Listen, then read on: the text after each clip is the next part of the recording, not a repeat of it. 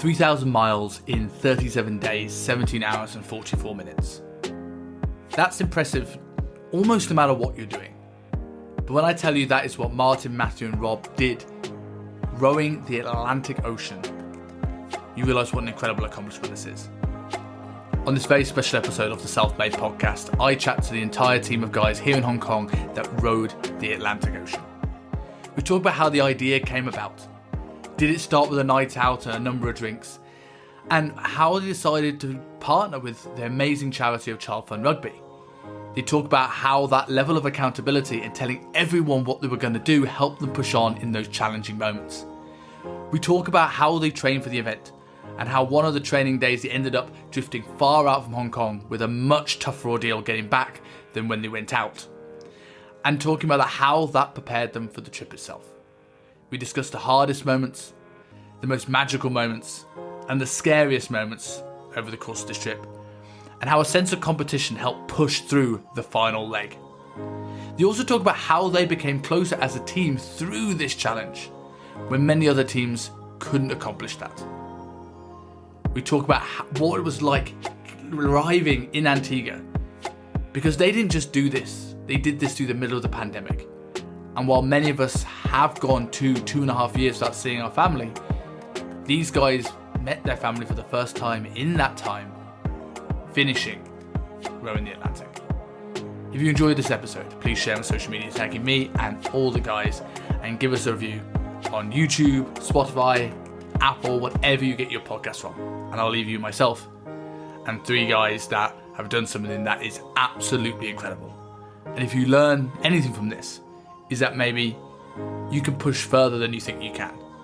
And maybe this is a time to think about something you could do outside your comfort zone. Whether it is rowing the Atlantic, getting the best shape of your life, or starting a new business venture.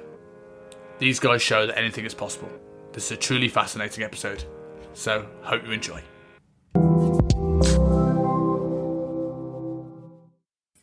Okay, so it's an interesting episode, getting 3 people together that have done something that a lot of people wouldn't even dare to do, and that is to row the Atlantic.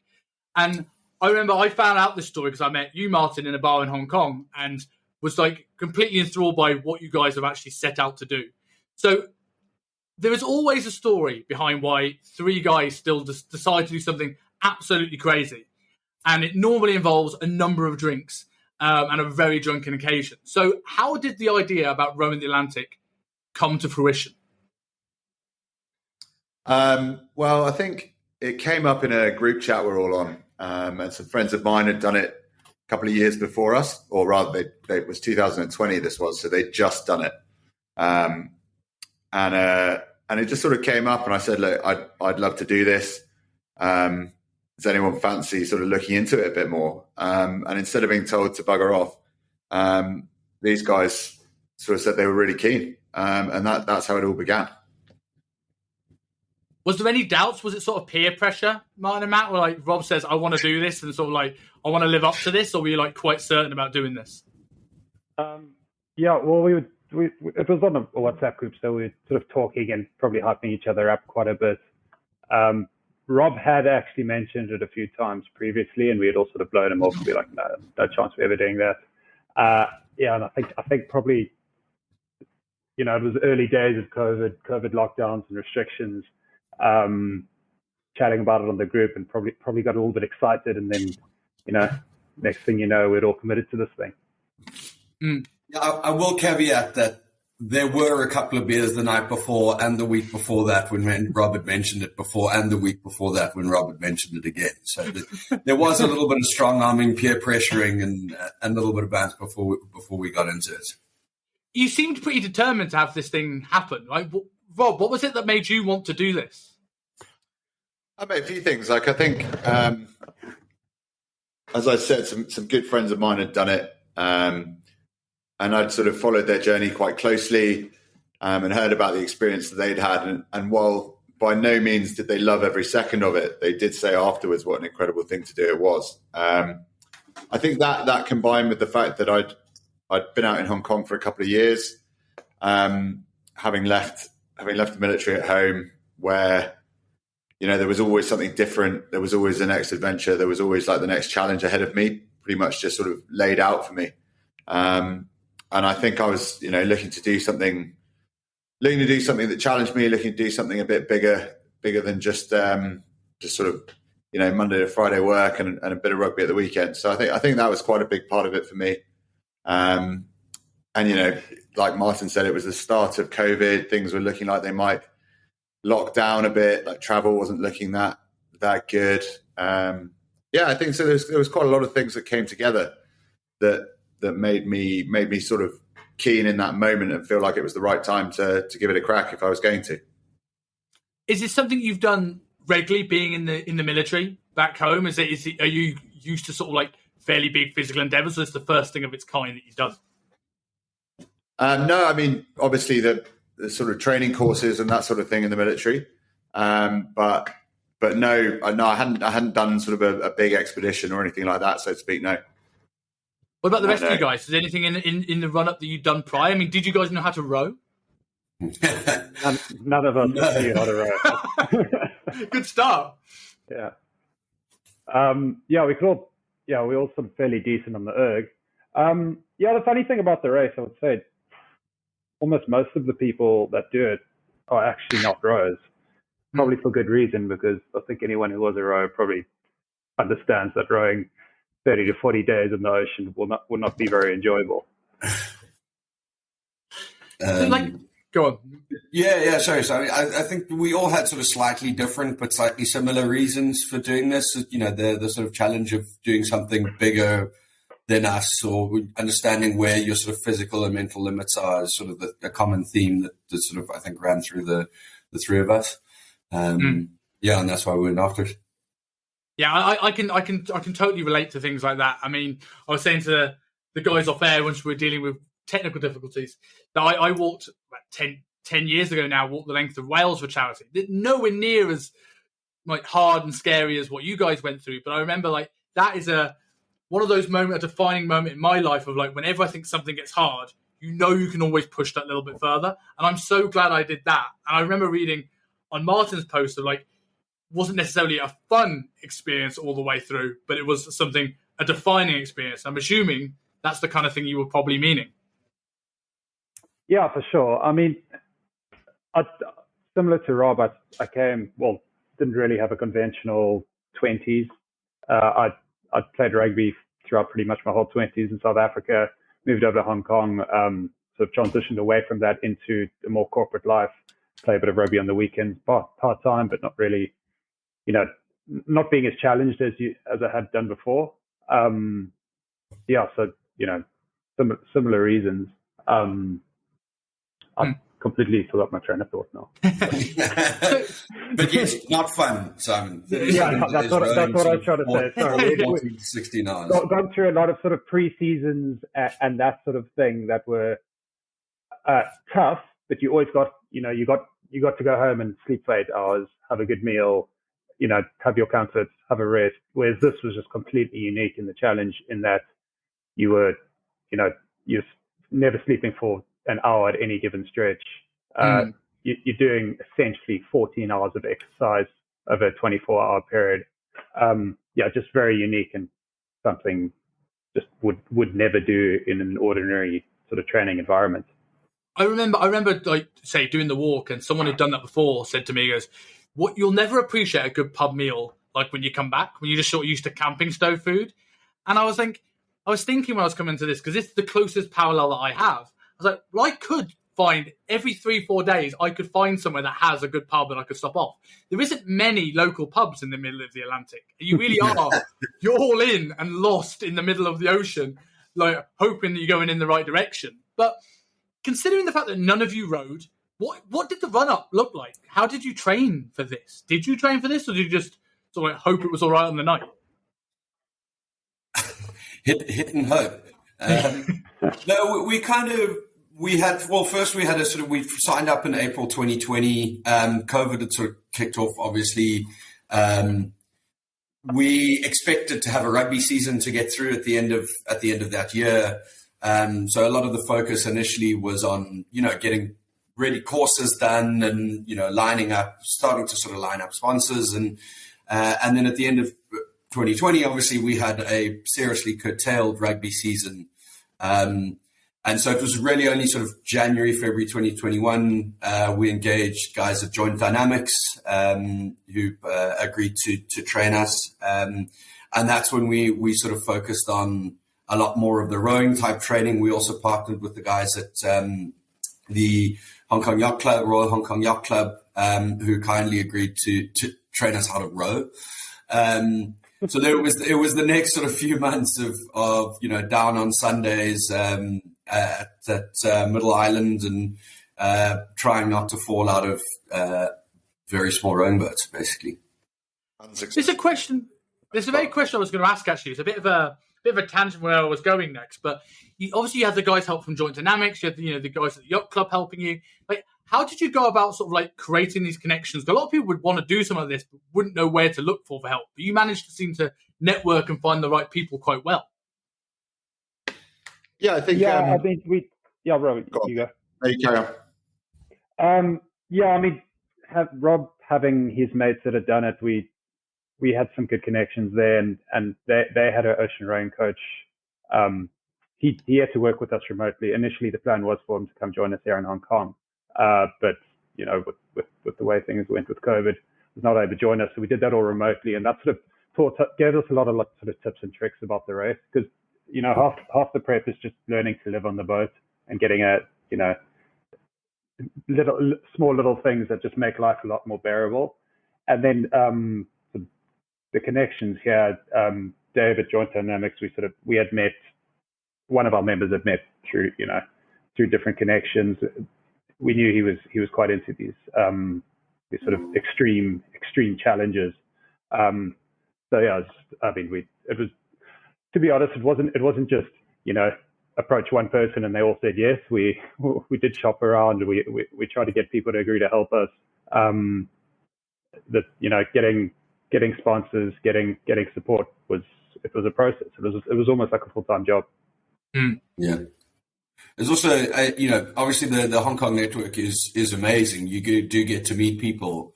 And one thing Rob said with and I think Martin also mentioned, with COVID, sort of stars aligned in terms of giving us time. We weren't traveling, that kind of thing. But at the same time, you're asking people in a sort of COVID times of lockdown and health crises and all of that, asking people to, come and support or, sponsor or give to charity for three dudes trying to gallivant across the Atlantic presented a challenge as well.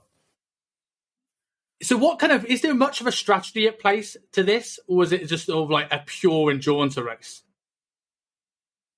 There's not too much strategy to it beyond just row as much and as hard as you can. We had a guy doing our weather routing, so to that extent, you set off from La Gomera and go straight across to Antiga, and you can go in a straight line, or you can try and go in a straight line, but the weather might be more favourable to go south to start with and then turn across, try and pick up the trade winds. So I suppose in that sense, there is a strategy. And as a team of three, we could structure our rowing and rest differently if we wanted to. But generally, it was just, trying to maximise the amount of time on the oars, maximise the amount of time there were two of us on the oars, whilst striking a balance between getting the rest that you need, being able to get your nutrition in, all that sort of stuff. So I mean, yeah, some small bits of strategy, but mostly just dig in and keep going for as long and as hard as you can. So what was it that made you go, before we go into the actual race itself, what made you choose Child Fund Rugby as your sponsor? Who's the connection with that, and why that charity out of all the amazing charities you could have chosen?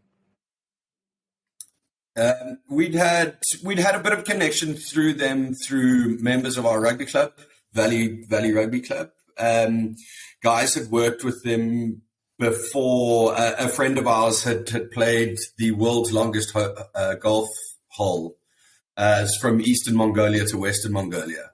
And two of our friends, one guy was actually the player, and the other guy was the caddy carrying the supplies and the tents and the water and all sorts. So we sort of had an interaction with them there. They had obviously been fundraising for, those guys have been fundraising for Child Fund Rugby. We also, there were a couple of other connections of people we knew that worked for them. And when we had a chat, we sort of had a couple of ideas of who we might like to work with. But when we chatted to the guys from Child Fund Rugby, it just, the enthusiasm and the sort of connection of story between us all meeting, playing rugby, and them delivering their program through Tag Rugby just made a whole lot of sense. And they had really good metrics around how they track their dollars, where their money goes. They have sort of tangible outputs that they spend a lot of time working out. So for us, it was just it's very visible, and it was just a great story run by really, really good people. That's it's good to hear as well. It's a really sort of unique charity, not the one you normally hear, but such a as someone that's played rugby all his life, it really struck a chord with me of getting people into the incredible sport that is rugby, and the lessons that I know it's taught me as an adult. I think it's a really good charity to kind of go through with. So going on to the race itself, like you mentioned sort of working in shifts. Like, did this work? Like, was there a system in place of how long you actually spent resting and actually oaring, or was there times where all had to be all hands on deck? Be careful how you say time oaring, but yeah. Yes, yeah. Is there a better term? Rowing, I suppose. Sort of our default structure was to go 2 hours 20 on, an hour and 40 off, which translates into sort of 14 hours on the oars a day over a 24-hour period. We did mix it up a little bit in that we would sometimes give ourselves a little bit more rest in the nighttime shifts, just because that's when you're going to get your best sleep. During the day, it ended up getting very, very hot. So firstly you're doing half shifts, but the trouble with that is then you're also doing half rest, so you don't really get enough time to sleep. So we'd mix it up, but our default pattern was to really do 2 hours 20 on, hour and 40 off, and that's pretty much throughout. So going into the challenge itself, what if I was asking each of you, what do you think the hardest moment of the entire 37 days was for each of you? I think it's probably slightly different for all of us. But probably from day 1 to about day 37, I found the hardest. No, I think it varies. I know from my perspective, I really struggle towards the end. We've sort of been rowing for sort of 27 days at that stage. Some stuff had happened that had meant we'd hit some bad weather, and the team that were chasing us had hit some really good weather, and we got into like a serious foot race.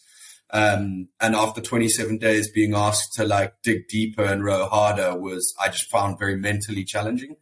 And you kind of, your mind just starts, trying to trick you or trying to talk you out of things and be quite negative. It was, I luckily had 2 teammates who weren't going through that same thing at the time, so were able to talk me out of it. But just be able to commit down and push hard for those last 10 days, I found pretty tough, to be honest.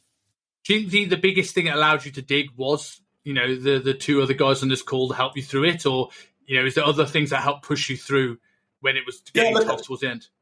I think our team dynamic was always one of our strengths. We, 3 good mates, and we sort of had said before, what is our biggest fear is letting each other down. So you just knew at the start of every shift, you had to be on time, you had to be giving it your all, you had to be all there and all focused. But yeah, Martin and Rob in those 10 days both said to me in various forms, like, I know 10 days seems a lot, but 10 days in the rest of your life. And, while nobody else might care that you've finished in this position or you've done this, like, you will know. And that sort of just kept telling myself that for 10 days until we finally hit land. How about you, Martin? What was the hardest moment for you? Well, I think Matt kind of alluded to it earlier. It is quite difficult to pinpoint one specific moment, just because it is just so long. Like, you'll never do 37 days, a 37-day challenge again, really. It's just such a long period. Saying that, there was one moment where, just because we were a three-man team, it's quite difficult to balance the boat. And at times you'll be nose heavy, at times you'll be tail heavy. And the times we were nose heavy, the weather sort of picked up a little bit, probably about 20 days in. And we're getting knocked about. And because we were nose heavy, the rudder just wasn't really taking, and we couldn't, just couldn't get that right.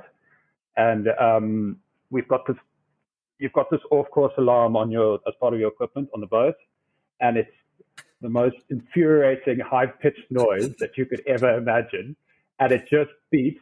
And there were times where probably for 3 of 5 hours it was going off. It was infuriating, and it's just so soul-destroying. So I'd probably say that whole time when we were getting knocked off course, it would really be able to correct it.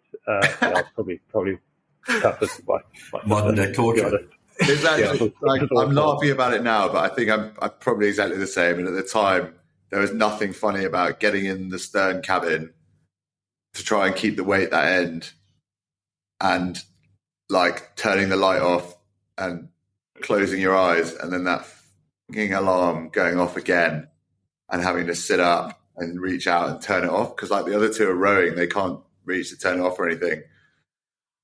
But yeah, that was pretty. I think a combination of what the other two have said. Like there are some dark moments. Like there are some tough moments. And again, as you said, and as Matt said, like it's all about getting up for the other two guys. Like you're not gonna put in a shit shift. You're not gonna not get out of bed and get on with it, because if you do, you're going to let the other two down. And I think we cared so much about doing that for each other that was what got us through, I think, through those rough times. Plus the fact you finish in Antiga, and the faster you row, the faster you get there. Another aspect to that, I think Matt kind of mentioned it, though, is we're all pretty competitive guys, and we said we want. So we were in the 3-man division of the race, and one of our goals was to win that. And yeah, there was never really a question that's something we were always going to push as hard as we could for. So that was a big motivating factor for us. Yeah. Do you think that's sort of stuck with you guys a little bit, that ability to push hard? I mean, I always compare it to like me working as a coach and personal trainer. Whenever I go and get a personal training session myself, and I'm pushed to the limit on a leg session, you go into your own training session with an extra 5%. And I can imagine something this difficult is something that you go into life with that extra 5%. Is it something that sticks with you in terms of that being able to push through, or does it not translate? Is it just totally alien to the rest of the world? I think it. I don't know if it translates exactly the way you've described it, but I think for me, what it does, every time you sort of reset, you almost like reset your perspective on what's difficult, what's hard, what's achievable, and those things. And I think not just talking about physically on the row. I think all the stuff we went through to get to the start line, which we haven't really talked about much, but it's like that old poster with the iceberg. Like the bit showing is the row we did, but actually the amount of stuff that we went through to try and get to the start line was probably a bigger challenge in a lot of ways.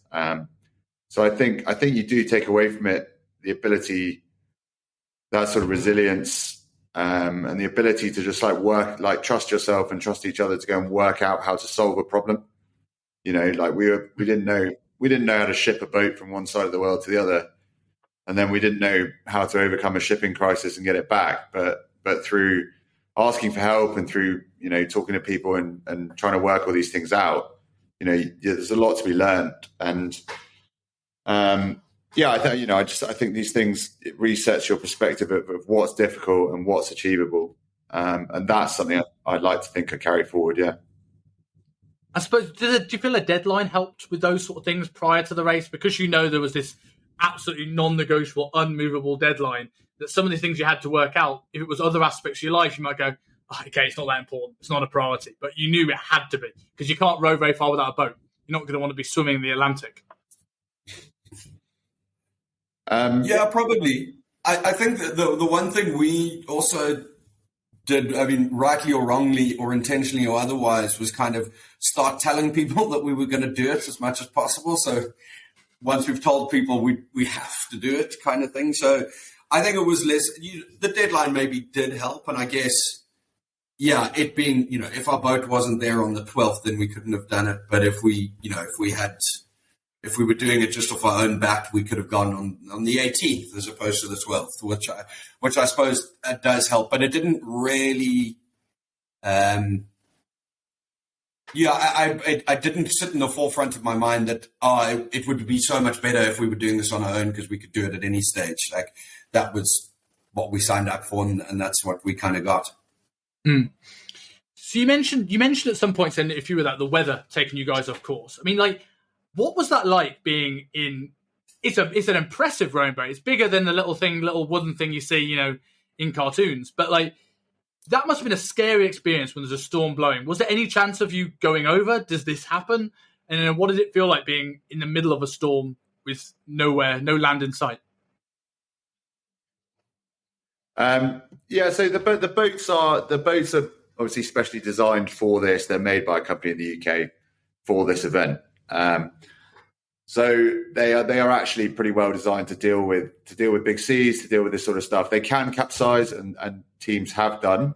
I think the closest we came was being shunted sideways pretty hard once or twice. That sort of knocked us off our seats maybe. But no, we weren't really that close to coming over. To be honest with you, the worst experience we had weather-wise was probably off the coast of Hong Kong when we were training. The first time we ever went out, we were pretty cowboy-esque with it, really. We didn't really know what we were doing. We hadn't had any coaching, really. And we just paddled out on a nice Friday evening, which rapidly turned into a sort of minor hurricane. So we found ourselves off the coast, being blown away from Hong Kong, which is probably a good thing looking back. But being blown away from Hong Kong and trying to row back, the wind turning us round on the spot, rain coming down, lightning getting ever closer. I think there was a moment me and Martin were on deck and sort of stood up looking at each other like, are we going to put an anchor out here? But then there was sort of no choice. Like we had to get back to Hong Kong. So we spent, I think, 26 hours or so trying to row back to the yacht club, having taken about 3 hours to get out to where we were. That was honestly probably in terms of the weather and just like genuinely, we didn't get any sleep. We had no rest really, just trying to dig in and row back. Was maybe one of the most miserable moments on that boat. But a good learning curve, and a pretty steep one for us as well. Was that a confidence knock going into like taking 3 hours to get somewhere, 26 hours to go back, and you hadn't even started the race yet? Like, did that knock any of your other guys' confidence? Like, okay, is this possible? Can we do this? Or was it just sort of like tunnel vision? We're making this work. No, I think we have very much of the understanding that you will not get weather like that very often. The thing about the race, that the way they choose that, the reason they choose that route is that you've got the trade winds. So generally the weather is in some way favorable for you. It'll be off by a few degrees a lot of the time, but generally it's blowing you in the right direction. Whereas this was, we were just trying to battle the elements, and it did not go well. Yeah, if anything, I think that sort of the recognition that like this might actually be the hardest we ever have to row, like even if you include the race, like that was you sort of. I think maybe it was like 2 or 3 weeks in, and we were sort of chatting. We sort of said, "Yeah, that is still the hardest rowing we've ever had to do." Like even though we're halfway across the Atlantic, kind of. It's actually the opposite. Yeah. Your confidence boost. So you mentioned obviously sleeping in stints and having regular, 4 hours of sleep per night for such a long period of time. Everyone's told how important sleep is, and I don't think anyone really appreciates it until they go through a prolonged period of time with very, very little sleep. And by the sound of things, 4 hours is generous with that alarm going off. Like, did you notice the sleep deprivation affecting you as you got went through the race, whether that was focus, energy, performance, anything? Yeah, I mean, for me personally, I think the sleeping thing was probably the hardest thing to deal with. When you say 4 hours, I think that's very generous. I think towards the end of the race when we couldn't sleep during the day because it was too hot, we're probably getting 2.5 to 3 over a 24-hour period, which is, it's very, as you say, people say sleep's important. It's very contrary to every sort of fitness instruction, fitness book, any sort of like theories that you'll hear at all. Everything's about get your sleep, you need it for recovery, etc.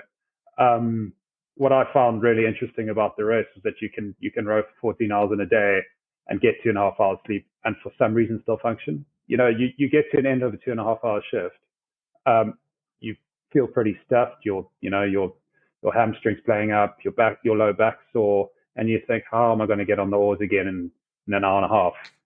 And you lie down, you get 45 minutes sleep, and you wake up, and for some reason the next shift's fine. It's a very, very different and very contrary to sort of everything I understood about sleep and recovery prior to the race. Mm. Do you reckon that's adrenaline will play a role in that, just because of the fact that you wake up, you're on a boat, you're not probably getting the best quality sleep, you're going to have to get up and do this again, and you're on a bit of a state of alert, like people picking the cars up off the kids when there's an accident that happens, you're just slightly on edge that powers you through. As nice as it would be to think that you could rely on adrenaline for 37 days, I don't think that quite works out. But yeah, I think you just you just do what you have to do. Like your body's ability to adapt and overcome these challenges is actually, when there is no choice, like you don't have a choice. You've just got to keep rowing, and the quicker you row, the better the faster time you make, the sooner you get to the end, the sooner you get to the end of the race. There's no just guys, we've got 30 days and then it's over. It's just a distance you've got to get through. I think Martin said it there. It is amazing. Like if tomorrow or if right now someone told me I had to go and row for 14 hours and sleep for 2 hours in the next 24 hours, I don't think I could do it right now. Like anywhere but that situation where you're backed into a corner and you're forced to do it, then there's just something different about the way you handle it. Yeah, I couldn't agree more with that. I think it's amazing how resilient you can be when you've got that deadline and no other option. If you turn around and go back, you still got to row back the other way. It's keep going, or there isn't really an alternative, I suppose, when you're that far in. Yeah, there's not an or. You just row. Yeah. So, with this, obviously, I think you've kind of answered this question, because you mentioned how competitive you were. You mentioned how determined you were to win the 3-person race. Was there any doubts from any of you that you would actually finish it, or were you quite confident after having gone through that storm and you had your heart set on it? How did you feel going through that?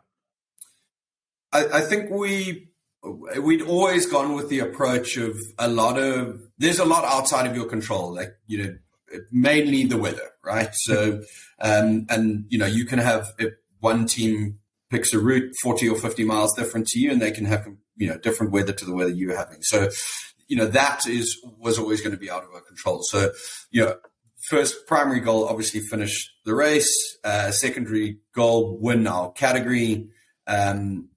And so, in order to do those, we can only do so much, and then, the weather's going to take care of the rest. So, I think we just really tried to put ourselves in as good a position as possible, and then the rest kind of takes care of the rest. What about the other guys? Any doubts between others, or do you share the same sentiment? Yeah, I don't think have any. Yeah, I mean, never really any doubts as far as it's human nature. You kind of think the worst, but we did back ourselves. We're a pretty strong team, and as Rob said, I think as Matt said earlier, we had told a lot of people that we were doing this race, and I don't think we would have ever accepted anything than not finishing the race, because coming back to Hong Kong with our tails between our legs, having not done it would have probably been a bit of a bashed our pride a little bit. Bashed our pride, and also, we raising money for a charity here because people were donating, not just because of us, but they were donating because we said we were rowing the Atlantic. So it's a fair bit of pressure on that. I didn't want to have to go back to people and return their donation. Yeah, I think that's such a powerful motivator. The amazing thing when you're actually collecting money for charity. I keep drawing it back to say that my walk. I remember an embarrassing story that I often tell is that the first day I went, I met my mate. I was going to go with that first half of the trip before he backed out, and we went and got food at this massive Tesco, and I was wearing my big hiking rucksack all day, and I completely forgotten I had it on because I just got so used to it. So his mum says, "Take the trolley back, and we'll head back, get a good night's sleep before we set off to Brastaston in the morning." What's the boy do when he gets the shopping trolley? He tries to ride the back of it, totally forgetting his counterbalance is this way. So I face plant the ground, cut my leg entirely open, and I had to do like 17, 18-mile hikes with a completely cut open leg and limping for the first 3 days. And I think I would have pushed it back if I hadn't had someone with me and money that was on the line in terms of people sponsoring me for charity. And it can push you further than you thought out of your comfort zone when you've got that riding on you. Yeah, I think you're right. Yeah, it's that sort of that combination of intrinsic and extrinsic motivators. I think predominantly it was something we wanted to do and a challenge we wanted to take on for our own reasons. But it certainly doesn't help having some external pressure to keep things going. So one thing I've noticed the whole way through this is the bond that you guys face, like the expressions you guys say when you tell a story and things like this. And I remember reading Martin's post about this the other day, and he was saying that one of the things you were grateful for is that you guys ended up closer after this than when you went into this. And I one thing you've mentioned really struck a chord with me, that's not what every other team did. What is it you think that you managed to do, you two managed to do, that allowed you to stay close throughout this that other teams may have struggled with or not managed to do? I think our outlooks on life are fairly similar. We went into it with an understanding, and we also did, a fair bit of, we spoke about it a lot. We spoke about what we're going to do when times get tough, what, how our approach will be. As I said, we were very good mates before this and became closer as time went on. But I think the reason why we are good mates is that we share similar outlooks and similar values and that sort of thing. So we were fairly streamlined as a team. So when things did go wrong, there weren't these massive altercations or disagreements on things. We all had sort of, if we were pissed off, we were all pissed off together. If we were, having a good time, it was all together. So I think that helps. Oftentimes, you get to these mixed match teams that people that are very different, and perhaps when times get difficult, they don't really, their outlook doesn't really align that well. I think also one of the things for me is like, you have conflict in this race like that. You don't not sleep for 37 days and then not get pissed off with each other at certain times, but like the recognition that the set of circumstances are so unique.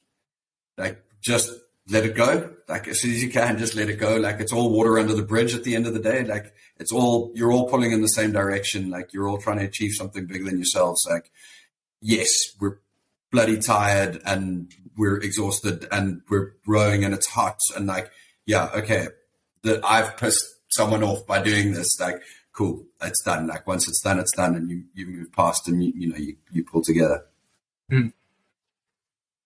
Do you think playing rugby to a degree helps this? Because I know it's a rugby match isn't necessarily the level of challenge of what this is, but I know I've had games, rugby matches where you feel down and out, you feel exhausted. One of you may be having a bad game, but you pick your team up and you carry on and you kind of push through. There's a doggedness to a game of rugby which doesn't come from most sports. Do you think that? I mean, I don't know how many rugby teams actually do this. It might all be rugby players, but do you feel that gives you a bond that maybe other people didn't have in the same way? Yeah, I do think so, yeah. I think the fact that I think I said it in one of our original things. It was, the fact that you have competed together, like you've had to rely on each other in that sort of physical, in that competition, in that space, definitely does help. But it was, that's rugby helped. It's where our friendship was founded as well. But yeah, no, definitely. I do think it helped. I do think it sets us out. We understood what each other were like as competitors. And yeah, that certainly resonated and helped throughout. To get an idea of the pace that you guys had to do 3,000 miles in 37 days, like in your stints, how many miles did you have to do per day? What was the sort of like the pace you were trying to keep? What was it? Sort of between 70 and 80. Roughly aiming for 75 to 80 nautical miles a day, I think is what we kind of settled on. Yeah. What defines a nautical mile? It's 1.83 kilometers. Okay. And to get a grasp, I mean, like, is that something that's relatively easy is the wrong word, but is that something that is, can be done quite consistently, or is that a stretch because you had ideas of being on the top spot? It's very so much down to the weather, on the conditions.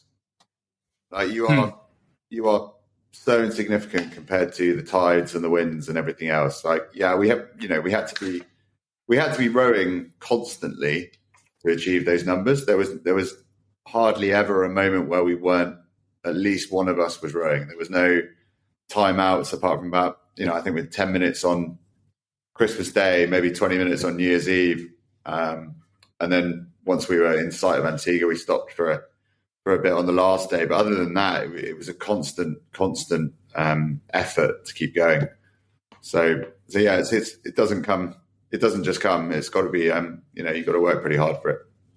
What did you do in those moments? You said Christmas Day and New Year's Day, or New Year's Eve, sorry. Moments where are big ceremonial moments in the year, and you get these little 20-minute stops to try and enjoy these days as best you can. Like, what did that look like? What did Christmas Day and New Year's Eve look like for you guys? Christmas Day, Christmas morning, we at about sunrise, we opened a couple of presents and cards that people had given us. So chocolate orange was from our coach, which was fantastic.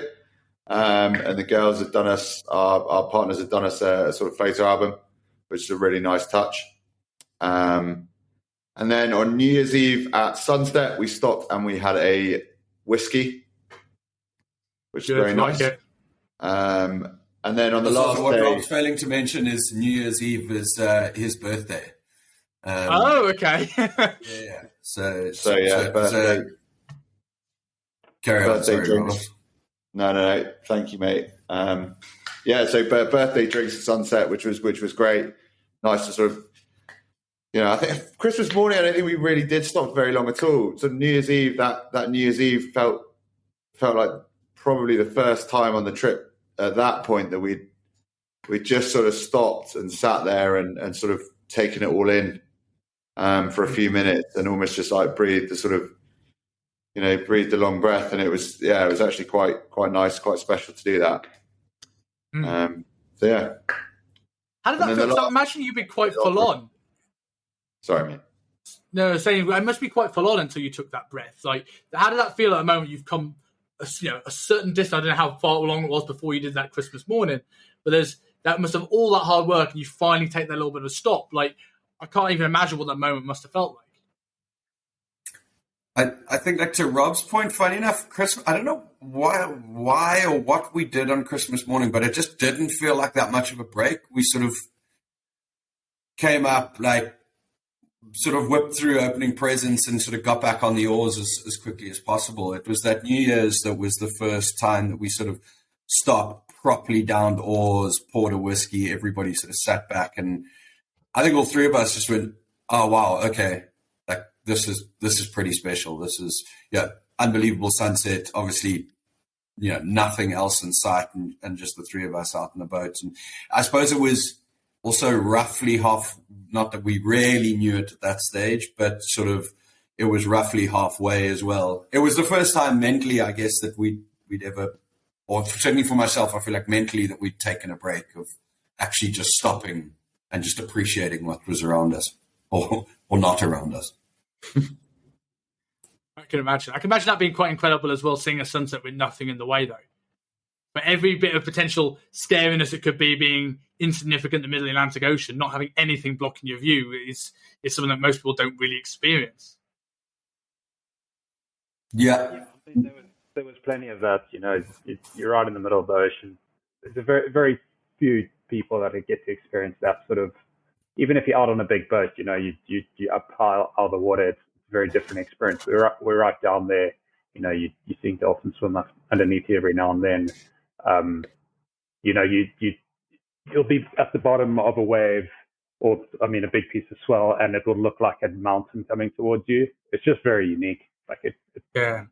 Like you go out on a boat offshore, you never see that sort of thing. It is just very unique. A little bit different from your average junk boat in Hong Kong, for sure. Yeah. But so you, in your post, Martin, because I think you did a really, really succinct write-up of everything you guys kind of went through, you mentioned how much weight you all lost. And, how did you feel? How did you eat on the boat? What kind of food did you have during this time?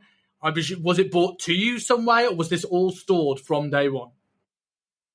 Yeah, it's predominantly these freeze-dried ration packs, and the rest is completely unsupported. So you bring all your own food. You've got a certain amount of calories that you have to bring.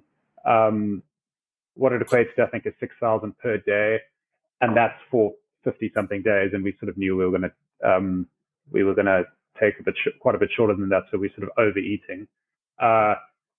It's not very, to be honest, it's not very scientific. You're not really counting your macros, anything like that. You're just trying to shovel as many calories as you can. Whether that be these freeze-dried meals that you're eating, or your what's deemed a snack pack, and you have nuts, chocolates, sweets, and then you'd have meal replacement shakes. It really is just about trying to get in as many calories as you can. And despite eating sort of between 6,000 and 8,000 calories a day, I think I lost 8, Matt lost 13, and Rob lost 12, or something along those lines. And that's despite trying to eat as much as you can. I presume it's probably quite easy to pack that food away when you've been working so hard as well. It's not like it's your appetite's really struggling for 6,000 to 8,000 calories a day. No, it can actually get quite difficult to eat. That's a lot of food. You're obviously far hungrier than you would be otherwise, but once you're eating your 5th chocolate bar of the day, it's not really that. It's not really about enjoying food anymore. It's about just trying to get your nutrition in. Yeah. So coming into the closing stretch, talk to me about how it felt coming up towards Antiga and arriving at that finish line after such a long time. Yeah, it's. I think I'm sort of alluding to a little bit what I said earlier, that we sort of got into this foot race with this team trying to come in, that was coming on pretty strongly behind us. It was only, I think, it was sort of, we were just doing equations every day about how fast we had to go, how fast they could go, until we sort of knew.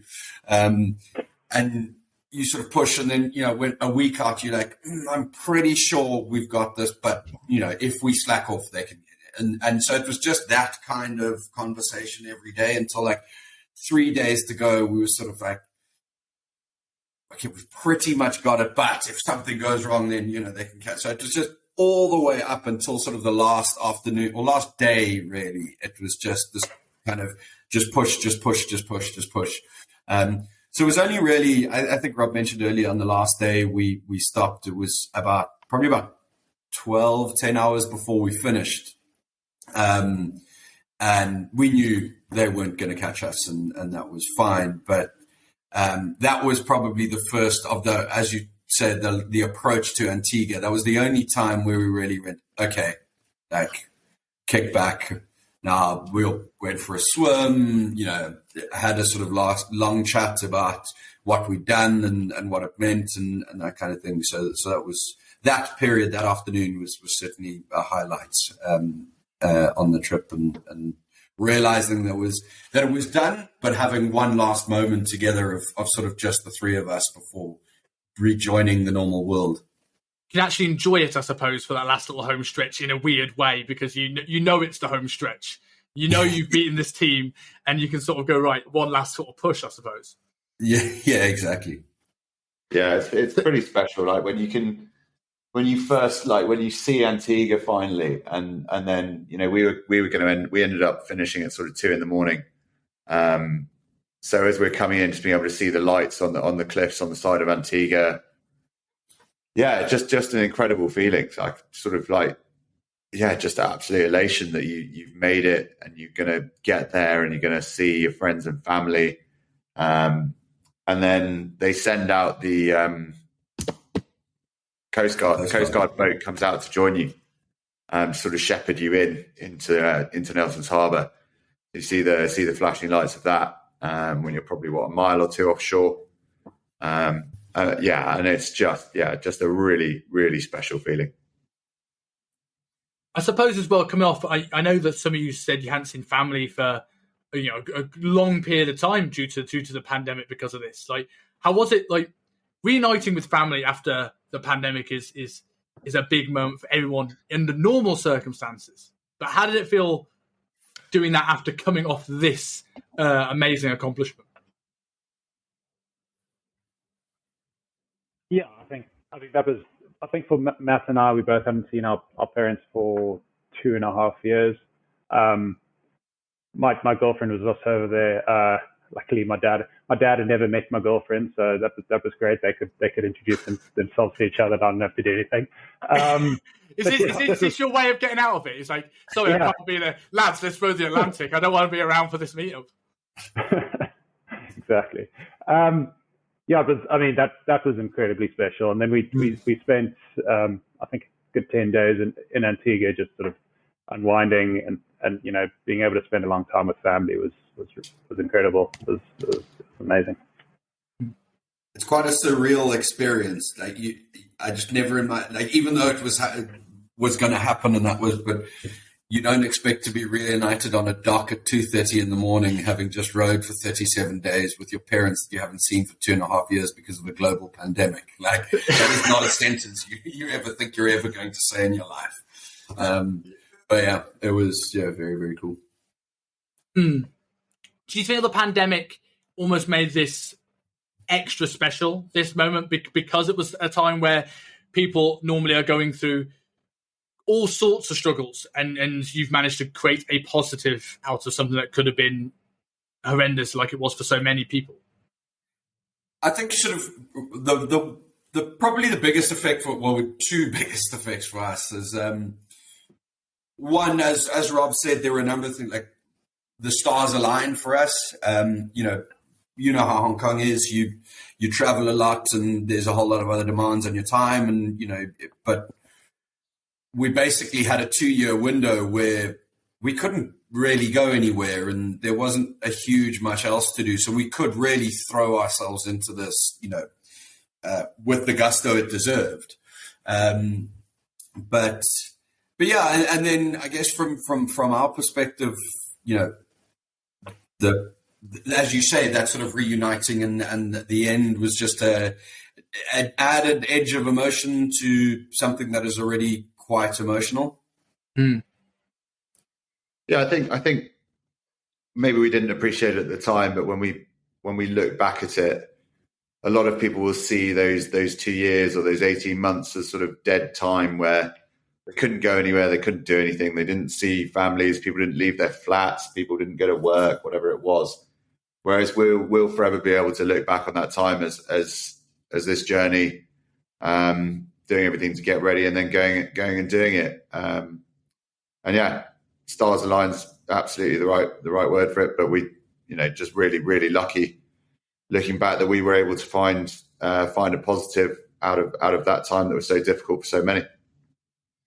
How did it feel in the sort of like the weeks, months following the event? I know a lot of people, when they embark on sort of these big things where they spent all their time training for it and working hard for it, and then obviously a long time doing it, like Olympians get this thing called gold medal syndrome, where their whole focus has been on this one event, and then it's over, and then you still got to go to work, and you still got to do your day-to-day things. You still got to go to the shops. Did any of you experience that sort of drop following this event, where all your focus was on this, and then that was already done, or did it just carry on up from there, the accomplishment that you'd done? Hasn't quite kicked in yet, to be honest. It's quite good. I appreciated being able to eat a solid meal and get 8 hours of sleep. Yeah, it's quite funny when you've read the post, and some people I've spoken to say, it comes across as not as positive as they would have thought it would be. And when I got off the ocean, I was asked, would you ever do something like that again? And I pretty firmly said, no, essentially. And I think over time you start to appreciate the achievement. There's sort of a sense of what you've done. And now the answer is probably not as simple. I think now you sort of, there is a bit of a itch there, and maybe something that will need to be scratched someday. I'm not saying in the next 5 years, but someday. I see Matt nodding in the corner there. I'm like, no, not yet. They always say that, though. It's like women after giving birth, isn't it? They go, never again. And then all of a sudden you just remember how happy the child makes you. You forget the actual pain of the day. And it's, as it softens, you'll just remember how good it felt arriving at Antiga, and you won't remember all the tough days in between. Yeah, for sure. Exactly. So just to sort of close off, obviously, I know, Rob, you've got a call in a few minutes. So normally to close out these shows, most people are promoting something. They're promoting a business or a brand. If you want to promote something, I'll go round, then feel free to do it. Thank you very much for your time. But for each of you, you're going to give one piece of advice or takeaway, or if someone came and asked you, should I do it? What would you say? I'll start with Rob first. A closing message. One closing message would probably be, there's a proverb about the Irish lads that came to a wall they thought they couldn't climb. So they tossed their caps over it, and then they had no choice but to get on and do it. I think we just decided we were going to do it, told people, and then we had no choice. So yeah, absolutely. All of these things start with one step. Just get on with it and give it a go. Don't look back in 5 years' time or 10 years' time or however long and say, I wanted to do that, or I wish I'd done it. And then to promote something, there's a couple of guys in Hong Kong, Ben Cullen and George Fleming, are doing 1 million meters on rowing machines for Movember. Obviously raising money for awareness for men's suicide. So yeah, if anyone out there is listening to this and you can support them, they're on Instagram, 1 Million Meter Men, and donate to them for another amazing rowing challenge. Oh, that's a charity very close, an awareness campaign very close to my heart. So, Rob, if you send me any details you've got of that after this, I dropped your message on Instagram yesterday. So if you find that, just send me anything, and I'll put it in the show notes, and I'll definitely promote the hell out of that. Will do. Thanks, mate. Matt, I'll go to you. I guess following on from Rob is almost identical. It's like you don't realize what you can do as if you just commit to something. We had no idea how to row. We had no idea really what the challenge presented itself, but we just committed to doing it. And don't give yourself a chance to back out and throw your cap over the wall. You'll get there. And then, I guess one thing as well, this isn't just the three of us that got over, that rowed across the ocean. We were helped by a huge amount of people. So, just thank you. People like Cathay Pacific Cargo who flew our boat from Hong Kong to the start line. We wouldn't have been anywhere near, without them. We wouldn't have been able to row the ocean. Our numerous sponsors, Gavkel, JP Morgan, the guys from Joint Dynamics, just the list of people that contributed here just with a piece of advice or were happy to have a call with us. Was just amazing. So thank you to all those people who helped us out.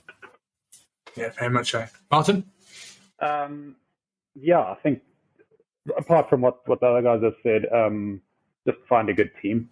You know, it helps a lot to be doing something that's challenging with guys that you can actually get along with, and guys that you know that'll stick up their hands. And also, disposable toilet bags are a good tip for any.